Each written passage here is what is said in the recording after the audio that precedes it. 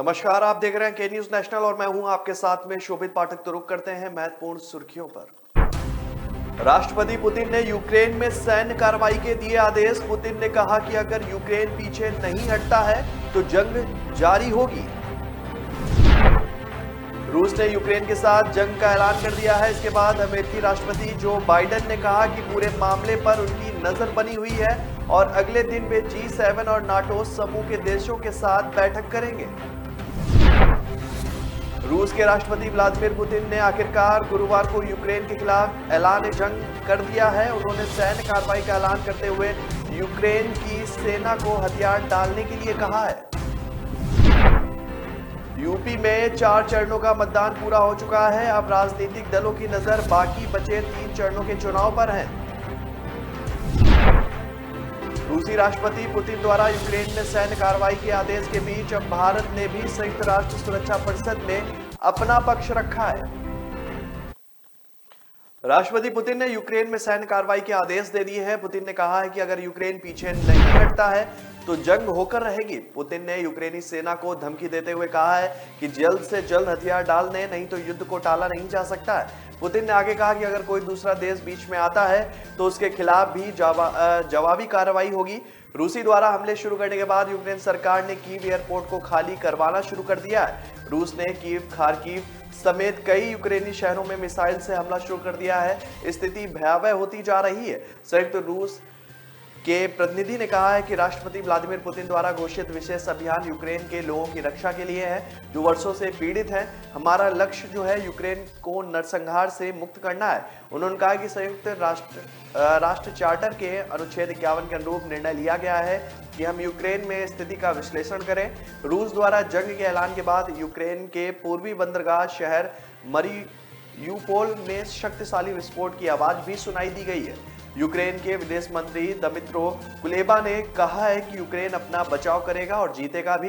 Putin ने अभी Ukraine पर पूर्ण पैमाने पर आक्रमण शुरू किया है। यूक्रेन के शांतिपूर्ण शहरों पर हमले हो रहे हैं। यह आक्रामकता का युद्ध है। दुनिया पुतिन को भी रोक सकती है और उसे भी करना चाहिए। अब कार्रवाई करने का समय है। रूस ने यूक्रेन के साथ जंग का ऐलान कर दिया है। इसके बाद अमेरिकी राष्ट्रपति जो बाइडेन ने कहा है कि पूरे मामले पर उनकी नजर बनी हुई है और अगले दिन वे G7 और नाटो समूह के देशों के साथ बैठक करेंगे। उन्होंने कहा कि दुनिया रूस को इस युद्ध से होने वाली मौत और तबाही का जिम्मेदार मानेगी। बाइडेन फिलहाल व्हाइट हाउस से पूरे जो है मामले पर नजर बनाए हुए हैं और अपनी राष्ट्रीय सुरक्षा टीम से लगातार अपडेट ले रहे हैं। अमेरिका पहले ही रूस पर कई तरह के प्रतिबंध लगा चुका है। पुतिन ने यूक्रेनी सेना से कहा है कि वे हथियार डाल दें और अपने घर लौट जाएं, अन्यथा युद्ध नहीं टाला जा सकता है। इसके साथ ही रूस ने बाकी देशों को चेतावनी देते हुए कहा है कि अगर कोई दूसरा देश बीच में आता है तो उसके खिलाफ भी जवाबी कार्रवाई की जाएगी। सुरक्षा परिषद में अमेरिका प्रतिनिधि ने कहा है कि हम रूस की कार्रवाई का एकता के साथ जवाब देना जारी रखेंगे। हम यहां रूस को रुकने, अपनी सीमा पर लौटने, सैनिकों को वापस बैरक में भेजने की अपील करने आए हैं। हमने राजनीतिकों को वार्ता की मेज पर एक साथ लाएंगे। रूस ने सचमुच यूक्रेन की समरूपता का उल्लंघन किया है। यूक्रेन में आपात काल की घोषणा कर दी गई है। इसके साथ ही यूक्रेन के 30 लाख लोगों को रूस छोड़ने के लिए कहा गया है। यूक्रेन की संसद ने आम लोगों के पास हथियार रखने का भी प्रस्ताव पास कर दिया है। रूस पहले ही यूक्रेन के आंतरिक सुरक्षा, विदेश और बैंक से जुड़ी अहम वेबसाइट पर साइबर अटैक कर चुका है और इससे पहले यूक्रेन के राष्ट्रपति रूस के लोगों से शांति की भावुक अपील भी कर चुके हैं। रूस के राष्ट्रपति व्लादिमीर पुतिन ने आखिरकार गुरुवार को यूक्रेन के खिलाफ ऐलान जंग कर दिया। उन्होंने सैन्य कार्रवाई का ऐलान करते हुए यूक्रेन की सीमा को हथियार डालने और घर लौटने के लिए कहा है। पुतिन ने कहा है कि यदि कोई दूसरा देश बीच में आया तो उसके खिलाफ भी कार्रवाई की जाएगी। उधर राजधानी कीव समेत यूक्रेन के कुछ इलाकों में धमाकों की आवाजें भी सुनी गई हैं। कीव एयरपोर्ट पर कब्जे के प्रयास की भी खबर है। रूस के ऐलान पर अमेरिकी राष्ट्रपति जो बाइडेन ने कहा है कि जंग के लिए रूस जिम्मेदार होगा। पुतिन ने भी पश्चिमी देशों व नाटो को भी परोक्ष रूप से धमकाते हुए कहा है कि हमारे बीच में कोई दखल न दे और हमारे देश व हमारे लोगों को खतरा पैदा नहीं होना चाहिए। उन्होंने समझ लेना चाहिए कि ऐसा दखल की दिशा में रूस का तत्काल जवाब जो है रूस की तरफ से अन्य देशों को दिया जाएगा और उनको अंजाम भी भुगतना पड़ेगा, जो इतिहास में कभी नहीं देखने को मिला होगा। पुतिन ने कहा कि वह सारे फैसले कर चुके हैं, चाहे जो अंजाम हो। उधर अमेरिकी राष्ट्रपति बाइडेन ने कहा है कि जंग व मौतों के लिए रूस जिम्मेदार है। व्हाइट हाउस हालात पर नजर रखे हुए। उत्तर प्रदेश में 4 चरणों का मतदान पूरा हो चुका है। अब राजनीतिक दलों की नजर बाकी बचे 3 चरणों के चुनाव पर है और इसे जीतने के लिए सभी ने पूरी ताकत झोंक दी है। कौशाम्बी के बाद प्रधानमंत्री नरेंद्र मोदी आज यानी गुरुवार को 24 फरवरी को प्रयागराज पहुंच रहे हैं। यहां प्रयागराज की सभी 12 विधानसभा सीट के साथ पड़ोसी जिले प्रतापगढ़ की 7 सीटों के भाजपा और उनके सहयोगी दल के उम्मीदवारों के समर्थन में वह फाफामऊ में चुनावी सभा को संबोधित करेंगे। उनकी सभा दिन में 2 बजे शुरू होगी। सपा के राष्ट्रीय अध्यक्ष अखिलेश यादव बृहस्पतिवार को प्रयागराज में 2 सभाओं को संबोधित करने के अलावा शहरी क्षेत्र में जनसंपर्क अभियान भी करेंगे। वह रथ पर सवार होकर अलग अलग क्षेत्रों में भ्रमण और लोगों को संबोधित करेंगे। अखिलेश यादव शहरी क्षेत्र में रोड शो के बाद रात में करीब 8 बजे लखनऊ के लिए रवाना होंगे और इस दौरान शहरी एवं गंगा पार की 8 सीटों के अलावा कौशाम्बी के मतदाताओं पर भी उनकी नजर रहेगी। रूसी राष्ट्रपति पुतिन द्वारा यूक्रेन में सैन्य कार्रवाई के आदेश के बीच अब भारत ने भी संयुक्त राष्ट्र सुरक्षा परिषद में अपना पक्ष रखा है। संयुक्त राष्ट्र में भारत के स्थायी प्रतिनिधि टी.एस. त्रिमूर्ति ने कहा कि हम तत्काल युद्ध टालने की अपील करते हैं। स्थिति एक बड़े संकट में तब्दील होने के कगार पर है। अगर इसे सावधानी से नहीं संभाला जाता है तो यह सुरक्षा को कमजोर कर सकता है। सभी पक्षों की सुरक्षा को ध्यान में रखा जाना चाहिए। उन्होंने कहा कि हम सभी पक्षों से संयम बरतने का आह्वान करते हैं। हमें विश्वास है कि इस मुद्दे को केवल राजनीतिक बातचीत के माध्यम से हल किया जा सकता है। रूस के राष्ट्रपति व्लादिमीर पुतिन ने यूक्रेन में सैन्य कार्रवाई के आदेश दिए हैं। आदेश जारी करते ही पुतिन ने कहा है कि अगर यूक्रेन पीछे नहीं हटता है तो जंग होकर रहेगी। पुतिन ने यूक्रेनी सेना को धमकी देते हुए कहा कि जल्द से जल्द हथियार डाल दें, नहीं तो युद्ध को टाला नहीं जा सकता है। रूसी राष्ट्रपति पुतिन ने कहा है कि जो कोई भी हमारे देश और हमारे लोगों के लिए खतरे पैदा करने की कोशिश करता है उसे पता होना चाहिए कि रूस की प्रतिक्रिया तत्काल होगी और आपको ऐसे परिणामों की ओर ले जाएगी जैसा आपने पहले इतिहास में कभी नहीं देखा है। भारत में यूक्रेन इंटरनेशनल एयरलाइंस के एक अधिकारी ने जानकारी देते हुए कहा है कि यूक्रेन इंटरनेशनल एयरलाइंस की एक स्पेशल फ्लाइट छात्रों सहित 182 भारतीय नागरिकों को आज सुबह 7:45 दिल्ली हवाई अड्डे पर लैंड हुई है। तो ब्रेक पर जाने से पहले रुक करते हैं महत्वपूर्ण सुर्खियों पर। राष्ट्रपति पुतिन ने यूक्रेन में सैन्य कार्रवाई के दिए आदेश। पुतिन ने कहा कि अगर यूक्रेन पीछे नहीं हटता है तो जंग जारी होगी। रूस ने यूक्रेन के साथ जंग का ऐलान कर दिया है। इसके बाद अमेरिकी राष्ट्रपति जो बाइडेन ने कहा कि पूरे मामले पर उनकी नजर बनी हुई है और अगले दिन वे G7 और नाटो समूह के देशों के साथ बैठक करेंगे। रूस के राष्ट्रपति व्लादिमीर पुतिन ने आखिरकार गुरुवार को यूक्रेन के खिलाफ ऐलान जंग कर दिया है। उन्होंने सैन्य कार्रवाई का ऐलान करते हुए यूक्रेन की सेना को हथियार डालने के लिए कहा है। यूपी में 4 चरणों का मतदान पूरा हो चुका है। अब राजनीतिक दलों की नजर बाकी बचे 3 चरणों के चुनाव पर है। रूसी राष्ट्रपति पुतिन द्वारा यूक्रेन में सैन्य कार्रवाई के आदेश के बीच अब भारत ने भी संयुक्त राष्ट्र सुरक्षा परिषद में अपना पक्ष रखा है। न ऐश का न द्वेष का, यह दंगल है देश का। सुलगती समस्याओं के झुलसते सवालों का होगा दंगल देश का। प्रशासन के प्रश्नों को लेकर होगा दंगल देश का। शिक्षा, स्वास्थ्य, समाज, कानून और व्यवस्था के आज क्या है हालात। सोमवार से शुक्रवार रोज रात 8 बजे जलपा क्षत्रिय के साथ दंगल देश का।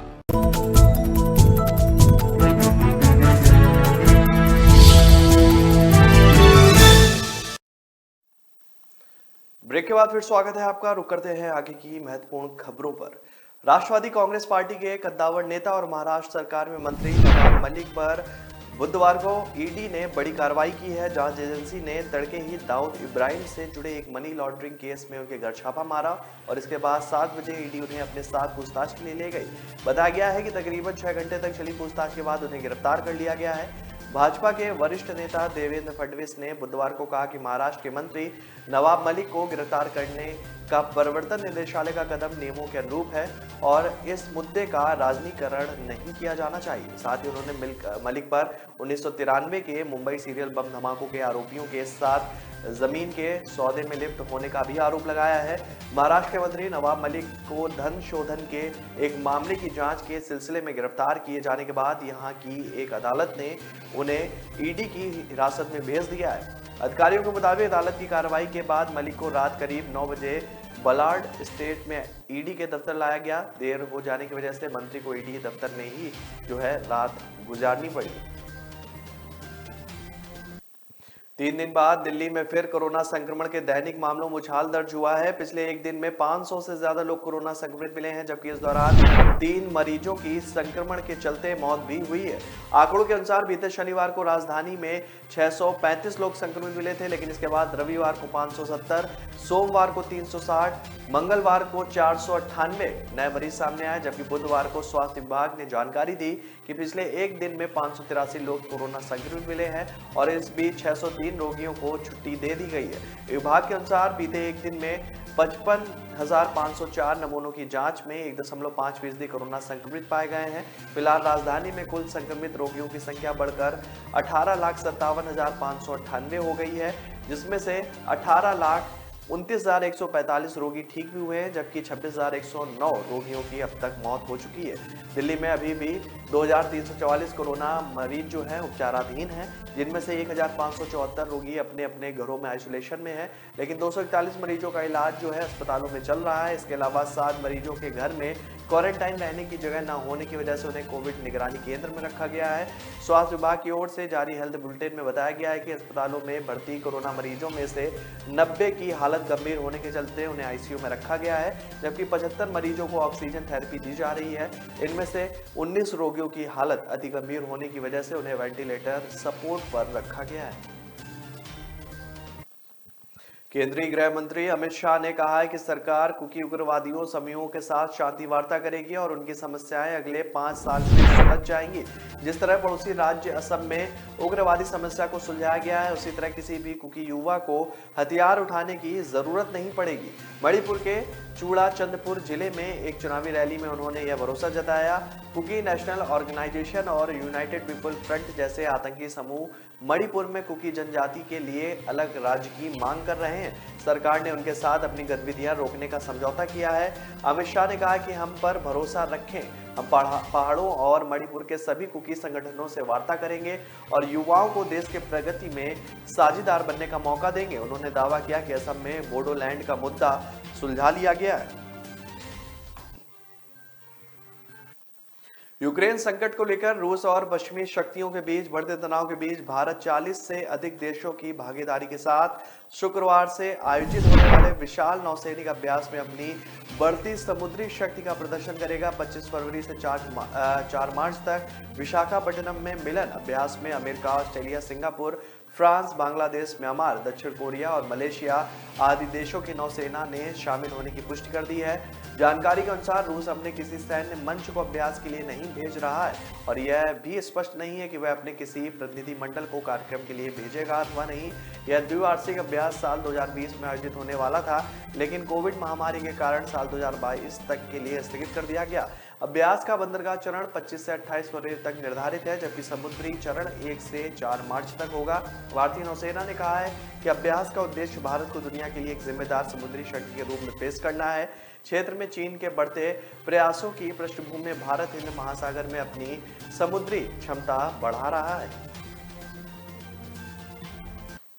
कांग्रेस ने बुधवार को गुजरात की भाजपा सरकार पर 6,000 करोड़ रुपए के कोयला घोटाले का आरोप लगाया है। पार्टी ने इस मामले की जांच सुप्रीम कोर्ट से करने की मांग भी की है और कहा है कि पूरी जांच समयबद्ध तरीके से होनी चाहिए। कांग्रेस ने जांच को सुप्रीम कोर्ट के ही किसी मौजूदा जज की निगरानी में कराने की मांग उठाई है। विपक्षी पार्टियों ने यह भी कहा है कि प्रवर्तन निदेशालय, सीबीआई और अन्य केंद्रीय एजेंसियों को मामला दर्ज करना चाहिए। कांग्रेस के पूर्व अध्यक्ष राहुल गांधी ने एक खबर का हवाला देते हुए ट्वीट में लिखा कि 60 लाख टन कोयला गायब। क्या इस कोयला घोटाले पर प्रधानमंत्री कुछ नहीं कहेंगे? कांग्रेस प्रवक्ता गौरव वल्लभ ने संवाददाताओं से कहा कि यूपीए सरकार ने छोटे उद्योगों को किफायती दर पर अपनी गुणवत्ता वाला कोयला उपलब्ध कराने की नीति 2007 में शुरू की थी और इसके तहत राज्यों से कहा गया है कि कोल इंडिया की खदानों से उनके पास कोयला सीधे पहुंच जाएगा और वे छोटे उद्योगों को कोयला मुहैया करा दें। लेकिन गुजरात सरकार ने खुद यह काम करने की बजाय कुछ एजेंसियों को ही दिया है। उन्होंने आरोप लगाया कि 60 लाख टन कोयला जो छोटे उद्योगों को मिलना चाहिए था उसे राज्य के बाहर दूसरे उद्योगों को कई गुना भाव पर पेश किया गया। इसकी कीमत 6000 करोड़ रुपए है। यह 6000 करोड़ रुपए का घोटाला है। वल्लभ ने दावा किया कि पिछले 14 सालों में गुजरात के उद्योग विभाग ने ये एजेंसियां नहीं बदली, जबकि दूसरे राज्यों में उद्योग विभाग स्वयं यह काम कर रहा है। पहले नरेंद्र मोदी मुख्यमंत्री होने के साथ राज्य के उद्योग मंत्री थे और इसके बाद विजय रूपाणी और भूपेंद्र पटेल भी मुख्यमंत्री होने के साथ उद्योग मंत्री रहे हैं। तो ब्रेक पर जाने से पहले रुक करते हैं महत्वपूर्ण सुर्खियों पर। राष्ट्रपति पुतिन ने यूक्रेन में सैन्य कार्रवाई के दिए आदेश। पुतिन ने कहा कि अगर यूक्रेन पीछे नहीं हटता है तो जंग जारी होगी। रूस ने यूक्रेन के साथ जंग का ऐलान कर दिया है। इसके बाद अमेरिकी राष्ट्रपति जो बाइडेन ने कहा कि पूरे मामले पर उनकी नजर बनी हुई है और अगले दिन वे G7 और नाटो समूह के देशों के साथ बैठक करेंगे। रूस के राष्ट्रपति व्लादिमीर पुतिन ने आखिरकार गुरुवार को यूक्रेन के खिलाफ ऐलान जंग कर दिया है। उन्होंने सैन्य कार्रवाई का ऐलान करते हुए यूक्रेन की सेना को हथियार डालने के लिए कहा है। यूपी में 4 चरणों का मतदान पूरा हो चुका है। अब राजनीतिक दलों की नजर बाकी बचे 3 चरणों के चुनाव पर है। रूसी राष्ट्रपति पुतिन द्वारा यूक्रेन में सैन्य कार्रवाई के आदेश के बीच अब भारत ने भी संयुक्त राष्ट्र सुरक्षा परिषद में अपना पक्ष रखा है। न ऐश का न द्वेष का, यह दंगल है देश का। सुलगती समस्याओं के जुलसते सवालों का होगा दंगल देश का। प्रशासन के प्रश्नों को लेकर होगा दंगल देश का। शिक्षा, स्वास्थ्य, समाज, कानून और व्यवस्था के आज क्या है हालात। सोमवार से शुक्रवार रोज रात 8 बजे जलपा क्षत्रिय के साथ दंगल देश का।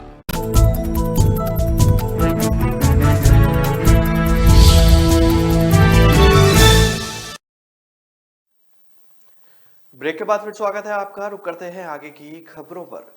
यूक्रेन को लेकर रूस और पश्चिम के बीच बढ़ते तनाव के बीच विदेश राज्य मंत्री मीनाक्षी लेखी ने बुधवार को कहा है कि भारत नियम आधारित व्यवस्था में विश्वास करता है और सभी हितधारकों को एक दूसरे के साथ बातचीत करनी चाहिए।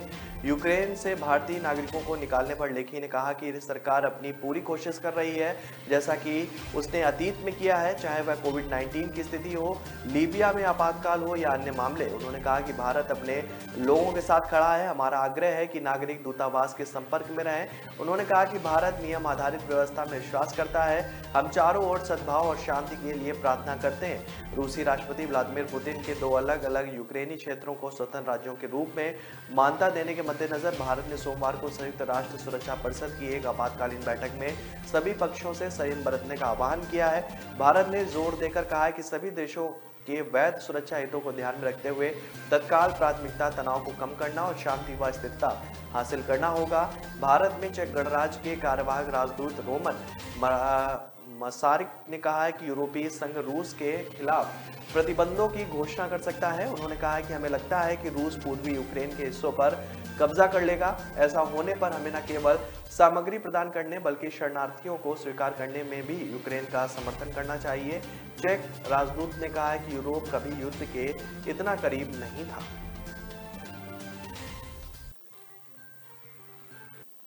चंडीगढ़ में बिजली कर्मचारियों की हड़ताल की वजह से शहर के कई इलाकों में 42 घंटे तक बिजली गुल रही। लोग अलग अलग माध्यम से मदद की गुहार लगाते रहे, लेकिन प्रशासन पूरी तरह से लाचार रहा। वहीं शहर की सांसद जो है किरण खेर ने कहा है कि मुझे पूरे मामले पर चुप्पी साध ली है। वहीं आनंदपुर साहिब से सांसद मनीष तिवारी ने केंद्रीय गृह मंत्री अमित शाह से मदद की गुहार लगाई है। बिजली पानी नहीं होने की वजह से मंगलवार के बाद बुधवार को भी आधे दिन तक लोग परेशान रहे। लोगों ने शहर की सांसद किरण खेर से भी हस्तक्षेप करने का आग्रह किया गया, लेकिन 2 दिन से मचे इस हाहाकार पर उन्होंने कुछ नहीं बोला। मंगलवार को हड़ताल शुरू होने के बाद उन्हें ट्विटर अकाउंट से सिर्फ एक ट्वीट किया। उनमें से शहर वासियों के लिए कुछ नहीं लिखा, बल्कि TV show India got talent का एक वीडियो पोस्ट किया है। शहर के लोग जो है 2 दिन तक परेशान रहे, लेकिन सांसद किरण खेर नदारद रही और इससे लोगों में काफी रोष है। उन्होंने कहा कि सोशल मीडिया पर खेर को जमकर कोसा। बिजली संकट को लेकर कई लोगों ने किरण खेर के पति अनुपम खेर को भी ट्रोल किया है। उन्होंने कहा कि शहर में लोग पूरे दिन परेशान होते हैं, लेकिन सांसद की तरफ से कोई बयान नहीं जारी किया गया। ये बेहद शर्मनाक है। राजस्थान सरकार ने राज्य का बजट पेश कर दिया है और इस बात सरकार ने प्रदेश के सभी 200 विधायकों को नए आईफोन गिफ्ट किए हैं, लेकिन इस पर अब राजनीति गर्म हो गई है।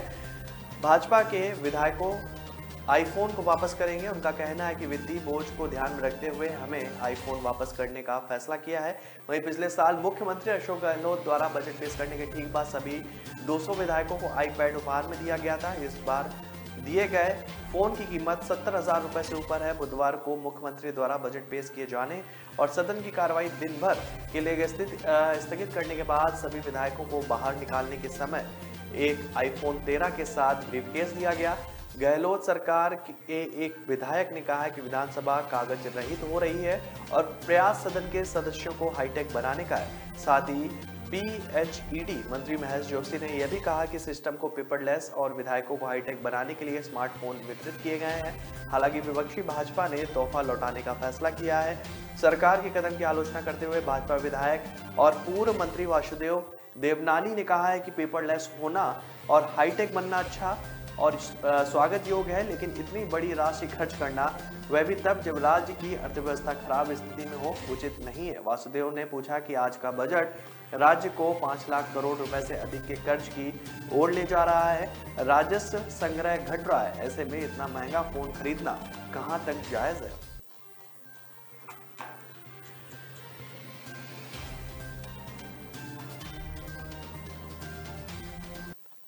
असम के मुख्यमंत्री हेमंत बिश्व शर्मा और उनकी पत्नी रिंकी भुइया को कामरूप महानगर के मुख्य न्यायिक मजिस्ट्रेट ने तलब किया है। दोनों पर 2019 लोकसभा चुनाव के दौरान आदर्श आचार संहिता के कथित उल्लंघन का आरोप है। इसे लेकर मुख्य न्यायिक मजिस्ट्रेट AK बरुआ की अदालत ने 11 फरवरी को जारी आदेश में दोनों को 25 फरवरी तक अदालत में पेश होने का निर्देश दिया है। गौरतलब है कि भुइया एक असमिया समाचार चैनल की अध्यक्ष सह प्रबंध निदेशक हैं। निर्वाचन विभाग ने 10 अप्रैल 2019 को असम प्रदेश कांग्रेस कमेटी के तत्कालीन अध्यक्ष और महासचिव से शिकायतें मिलने के बाद मामला दर्ज किया था। यह मामला अतिरिक्त मुख्य चुनाव अधिकारी द्वारा मई 2019 में Sharma news live TV channel के खिलाफ आदर्श आचार संहिता का उल्लंघन करने का आरोप में दर्ज कराया गया था। तब शर्मा तत्कालीन सर्बानंद सोनोवाल सरकार के मंत्रिमंडल में कई विभागों का प्रभार संभाल रहे थे। ईडी की गिरफ्तारी के बाद विपक्षी दल भाजपा ने नवाब मलिक से इस्तीफे की मांग शुरू कर दी है, लेकिन एनसीपी ने कहा है कि मलिक मंत्री पद से इस्तीफा नहीं देंगे। एनसीपी नेता छगन भुजबल ने कहा है कि केवल आरोप मात्र से नवाब मलिक के इस्तीफे का सवाल ही नहीं उठता है। उन्होंने कहा कि बृहस्पतिवार से इस कार्रवाई के खिलाफ धरना प्रदर्शन शुरू किया गया है। महाराष्ट्र के मंत्री नवाब मलिक की धन शोधन मामले में गिरफ्तारी के बाद उत्पन्न स्थिति पर चर्चा करने के लिए एनसीपी के कुछ मंत्रियों ने बुधवार शाम पार्टी प्रमुख शरद पवार के आवास पर सिल्वर ओक पर बैठक की थी। इस बैठक में उप मुख्यमंत्री अजित पवार, मंत्री छगन भुजबल, हसन मुश्रीफ और राजेश टोपे और अन्य नेता भी शामिल हुए थे। बैठक के बाद एनसीपी के वरिष्ठ नेता व राज्य के खाद्य आपूर्ति मंत्री छगन भुजबल ने कहा कि नवाब मलिक के खिलाफ कार्रवाई के विरोध में एमबीए के 3 दल एकजुट हैं। बृहस्पतिवार को सुबह 10 बजे मंत्रालय के सामने स्थित महात्मा गांधी के पुतले के सामने एमबीए सरकार के सभी मंत्री धरने पर बैठेंगे और उसके बाद शुक्रवार को राज्यसभा में जिला स्तर से लेकर तालुका स्तर तक केंद्र सरकार की बदले की राजनीति के खिलाफ धरना प्रदर्शन किया जाएगा। तो फिलहाल इस बुलेटिन मेरे साथ इतना ही। आगे की खबरों के लिए बने रहिए के न्यूज नेशनल के साथ। तब तक के लिए नमस्कार। राष्ट्रपति पुतिन ने यूक्रेन में सैन्य कार्रवाई के दिए आदेश। पुतिन ने कहा कि अगर यूक्रेन पीछे नहीं हटता है तो जंग जारी होगी। रूस ने यूक्रेन के साथ जंग का ऐलान कर दिया है। इसके बाद अमेरिकी राष्ट्रपति जो बाइडेन ने कहा कि पूरे मामले पर उनकी नजर बनी हुई है और अगले दिन वे G7 और नाटो समूह के देशों के साथ बैठक करेंगे। रूस के राष्ट्रपति व्लादिमीर पुतिन ने आखिरकार गुरुवार को यूक्रेन के खिलाफ ऐलान जंग कर दिया है। उन्होंने सैन्य कार्रवाई का ऐलान करते हुए यूक्रेन की सेना को हथियार डालने के लिए कहा है। यूपी में 4 चरणों का मतदान पूरा हो चुका है। अब राजनीतिक दलों की नजर बाकी बचे 3 चरणों के चुनाव पर है। रूसी राष्ट्रपति पुतिन द्वारा यूक्रेन में सैन्य कार्रवाई के आदेश के बीच अब भारत ने भी संयुक्त राष्ट्र सुरक्षा परिषद में अपना पक्ष रखा है।